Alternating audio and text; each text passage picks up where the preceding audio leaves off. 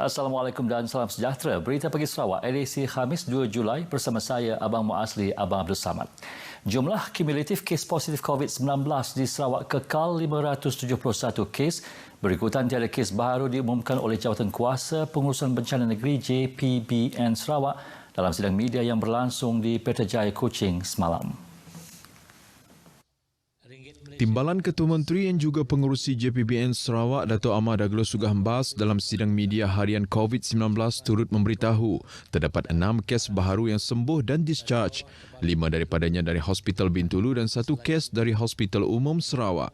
Ini sekaligus menjadikan jumlah keseluruhan kes sembuh sebanyak 544 iaitu 95.27%.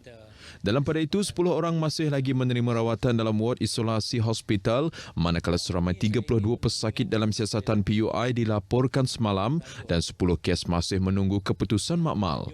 Beliau turut memaklumkan JPBN Sarawak memberi kebenaran masuk tanpa keperluan kuarantin kepada warga asing yang sudah berada di Malaysia untuk sekurang-kurangnya 30 hari berturut-turut sebelum ini tertakluk pada kelulusan permohonan mereka. Tambah beliau, JPBN Sarawak akan bekerjasama dengan ketua-ketua kampung, masyarakat dan Jawatankuasa Kemajuan dan Keselamatan Kampung JKKK untuk mewujudkan satu jawatankuasa kepolisan. Ia bagi memastikan prosedur operasi standard SOP dipatuhi oleh semua masyarakat di peringkat akar umbi. Pihak penganjur program sosial khususnya di kawasan pedalaman juga diingatkan agar memastikan segala SOP seperti mengehatkan kumpulan orang seramai 250 orang atau 50% daripada kapasiti dewan yang digunakan selain melakukan penjarakan fizikal. Sekarang semua kawasan luar bandar adalah kawasan hijau. Jadi kita mesti bersama-sama bekerjasama untuk menentukan kawasan-kawasan hijau itu dikekalkan. Sarawak melalui Kementerian Kebajikan Kesejahteraan Wanita, Keluarga dan Pembangunan Kanak-kanak KWKPK mengiktiraf sumbangan dan peranan pertubuhan bukan kerajaan NGO sejak sekian lama khususnya dalam pelbagai aspek kesejahteraan komuniti. Menterinya Datuk Seri Fatimah Abdullah berkata penglibatan NGO penting dalam usaha menangani masalah kebajikan dan sosial secara holistik.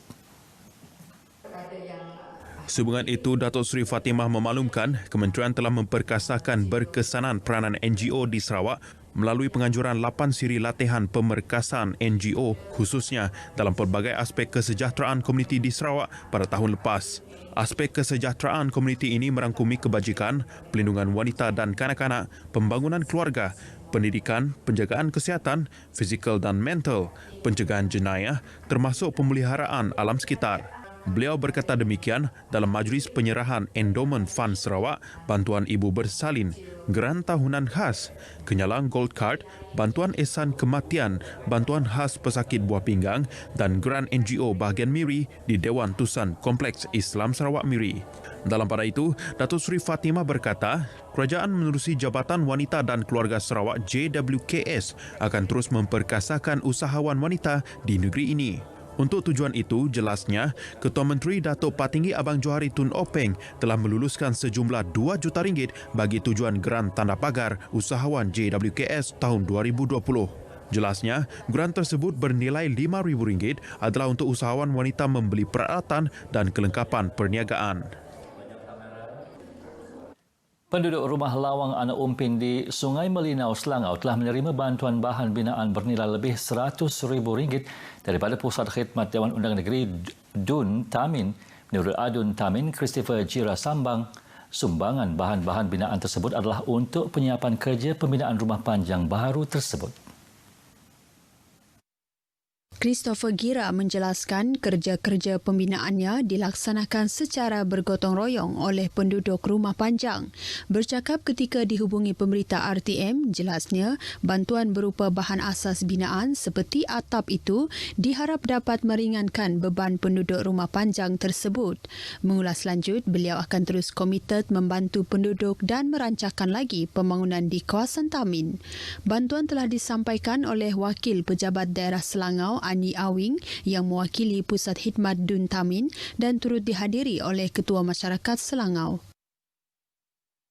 Walaupun kerajaan telah membenarkan pembukaan semula tabika bermula semalam, namun masih terdapat segelintir ibu bapa yang belum bersedia menghantar anak-anak mereka kembali bersekolah. Tinjauan RTM ke Tabika Kemas penempatan semula lot Sungai Pelan dan Tabika Kemas Sungai Pelan Bintulu mendapati kehadiran kanak-kanak sekitar 6 orang sahaja. Menurut Pegawai Kemas Bahagian Bintulu, Muhammad Iqbal Abdullah, beliau berpendapat ibu bapa mungkin masih belum bersedia disebabkan oleh status Bintulu yang masih dalam kategori zon kuning. Walau bagaimanapun, pihak Kemas sentiasa bersedia menerima kehadiran kanak-kanak dalam masa yang sama mematuhi garis panduan yang ditetapkan. Selepas arahan pembukaan 1 Julai, yang mana dari segi pemantauan, setakat ini Alhamdulillah kita bersyukur sebab kebanyakan tabika telah bersedia dan mematuhi garis panduan yang telah ditetapkan. Sementara itu, penolong pegawai pendidikan awal kanak-kanak Kemas Bahagian Bintulu, Mariah Wahab memaklumkan pihak sekolah sudah bersedia dengan jadual penggiliran sekiranya kehadiran kanak-kanak mencapai lebih daripada 20 orang. Sekiranya kanak-kanak ramai nanti, kalau ikut kalau kelas ni, kalau diikutkan kehadiran sepatutnya dia 20 orang kanak-kanak. Sekiranya 15 hari bulan nanti, kalau ibu bapa bersedia untuk hantar 20 kanak-kanak ni, kemungkinan kita akan ambil langkah buat kelas penggiliran. Bagi salah seorang tenaga pengajar, Dora Jubong, peranan mereka bukan sahaja sebagai guru, malah bertindak sebagai petugas barisan hadapan dalam memastikan kesihatan kanak-kanak terjamin. Kita nak nitip ke normal ke baru kurang. Kalau kita bersedia out, yang di frontliner, dekat nyambut penantai biar kita. Lebih harga silap ke Tabika tu.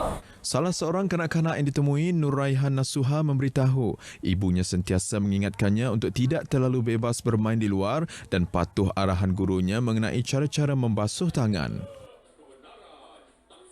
Selepas hampir 4 bulan tidak beroperasi, akhirnya pasar malam di Metro City Matang kembali beroperasi semalam. Tinjauan RTM malam tadi mendapati rata-rata peniaga dan pengunjung teruja kerana dapat meneruskan urusan jual beli walaupun dengan prosedur operasi standard SOP yang ketat. Wartawan Debbie Amanda Padan ada laporannya.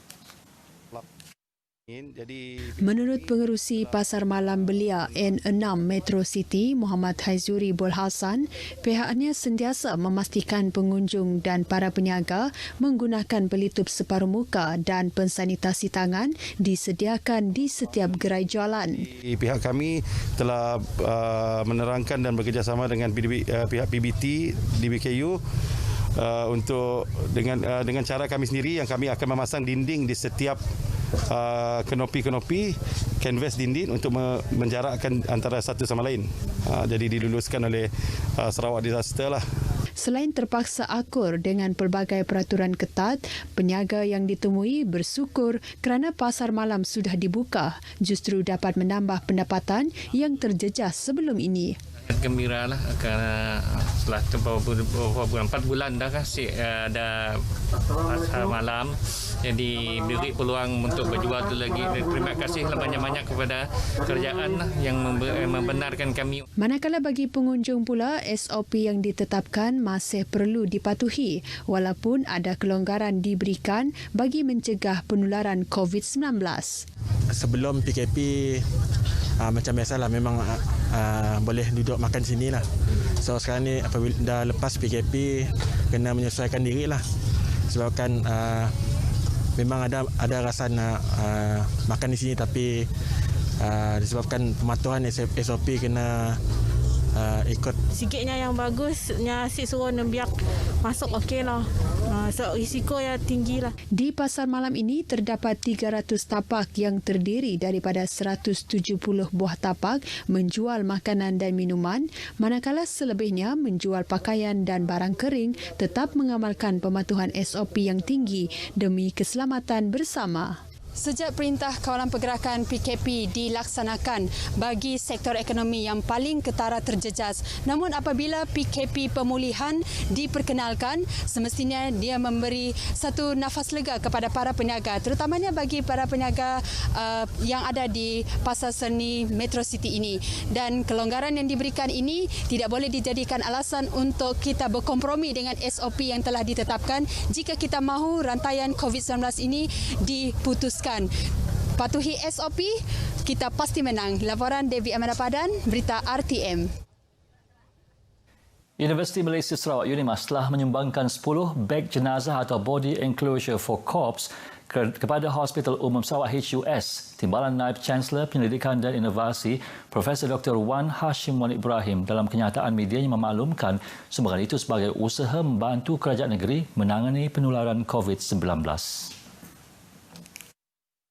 Menurut Profesor Dr. Wan Hashim, UNIMAS telah mewujudkan dana COVID-19 yang diguna pakai untuk penghasilan produk-produk terutamanya melibatkan produk peralatan perlindungan diri PPE kepada para petugas barisan hadapan khususnya di hospital-hospital kerajaan maupun swasta. Sumbangan tersebut telah diserahkan oleh beliau kepada Timbalan Pengarah HUS Dr. Hayati Jaafar dalam satu majlis ringkas di Rumah Universiti UNIMAS Kota Semarahan. Produk tersebut dibangunkan pada tahun 2016 dan versi pertama produk itu yang dikenali sebagai Smart Soft Stretcher 3S telah memenangi tempat kedua di Anugerah Tahun Pengkomersialan Malaysia 2017 bagi kategori usahawan sosial. Sementara itu, Pengarah HUS Dr. Hajah Hayati Jaafar menzahirkan ucapan terima kasih atas sumbangan berkenaan dan berharap UNIMAS akan terus memberi kerjasama dengan HUS dalam berusaha menangani pandemik COVID-19. Program The Biggest Loser, anjuran Klinik Kesihatan Bandar Miri yang bermula pada awal Januari tahun ini dan berakhir pada Jun lepas, mendapat sambutan menggalakkan daripada masyarakat. Pakar Perubatan Keluarga Klinik Kesihatan Bandar Miri, Dr. Norafini Salamon berkata, program itu disertai 40 peserta termasuk penjawat awam. Dr. Norafini berkata dalam tempoh 6 bulan program itu pihaknya telah memberi pendedahan mengenai kepentingan pengurangan berat badan dan risiko penyakit tidak berjangkit selain membantu peserta mengurangkan kadar obesiti. Tambah beliau, para peserta juga terlibat dalam aktiviti antaranya Zumba, senam aerobik sekali seminggu di klinik dan sesi kaunseling secara individu kepada peserta yang memerlukan. 5 pemenang berjaya menurunkan berat badan menerusi program itu, antaranya Yuslan Yusof sebanyak 31.9 kg, Alvin Ferdinand Lampin 10.4 kg. Sekian Berita Pagi Sarawak. Saya Abang Muasli Abang Abdul Samad. Salam hormat dan jumpa lagi.